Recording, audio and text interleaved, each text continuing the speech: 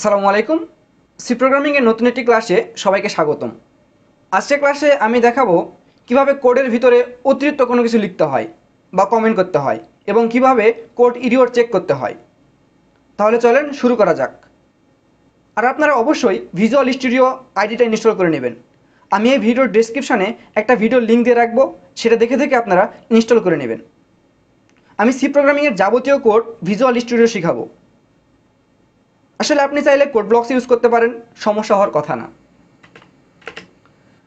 তো আপনারা দেখতে পাচ্ছেন আমরা একটা কোড লিখে রেখেছি এখানে।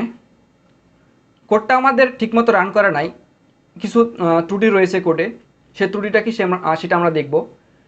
এই কোডের ভিতরে আমরা একটা সেন্টেন্স লিখছি, এটাকে কমেন্ট বলা হয়। আসলে এখানে কমেন্ট বলা হলেও এটা আসলে কমেন্ট বলে যোগ্য হয় নাই, কারণ আমরা সি প্রোগ্রামিংয়ের রুলস অনুসারে সে কমেন্টটা করি নাই।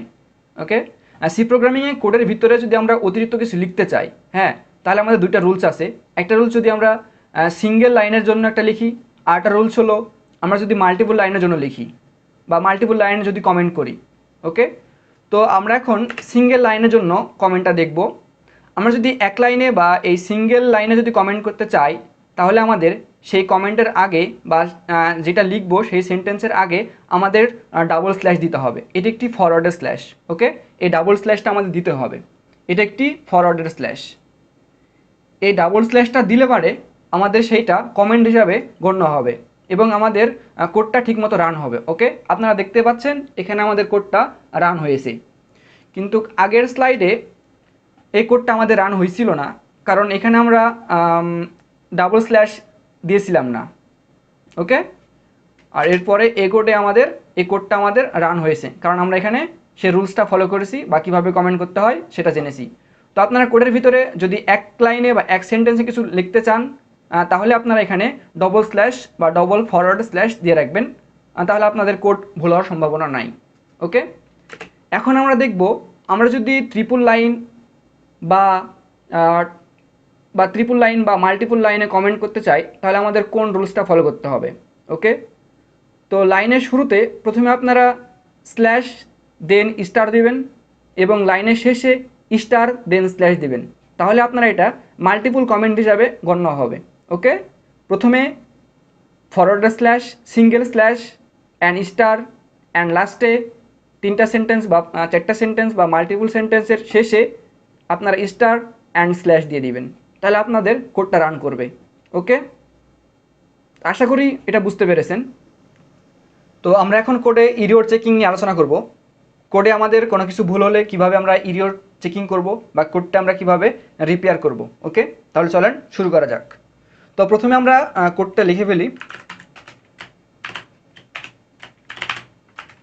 studio.h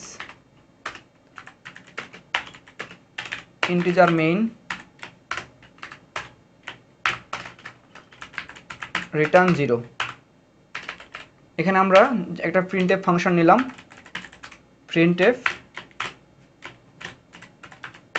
this is a pen।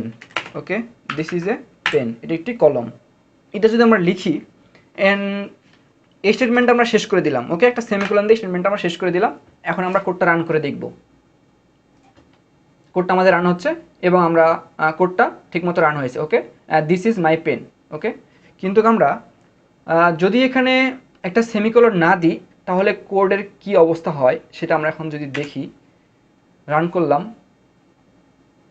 আপনারা দেখতে পাচ্ছেন কোডটা আমাদের রান হয় নাই, এখানে আমাদের এরর দেখাচ্ছে। ওকে, 5 নম্বর লাইনে এরর দেখাচ্ছে, এরর এক্সপেক্টেড একটা সেমিকোলন বিফোর রিটার্ন 0। ওকে, রিটার্ন 0-র আগে আমাদের একটা সেমিকোলন এক্সপেক্টেড করতেছে। ওকে, এখানে একটা সেমিকোলন দিলে আমাদের কোডটা রান করবে। এখন যদি আমরা কোডটা রান করাই, দেখেন এই তো আমাদের কোডটা রান হয়ে গেছে, এখানে কোনো এরর দেখায় নাই, দিস ইজ এ পেন। ওকে, এখন এখানে যদি আমরা এই ডাবল কোটেশনটা না রাখি, তাহলে আমাদের কি দেখায় দেখেন, তাহলে অবশ্যই আমাদের এরর দেখাবে। তো আমরা রান করলাম, আমাদের কোডটা রান হচ্ছে না। ওকে, এরর। ওকে, এরর। ওকে, এখানে কি লিখছে দেখেন, error expected first bracket quotation before is. Okay, এখানে যদি আমরা দেখি error this underline function use this function printf this is a pen, this underlined first use in this function.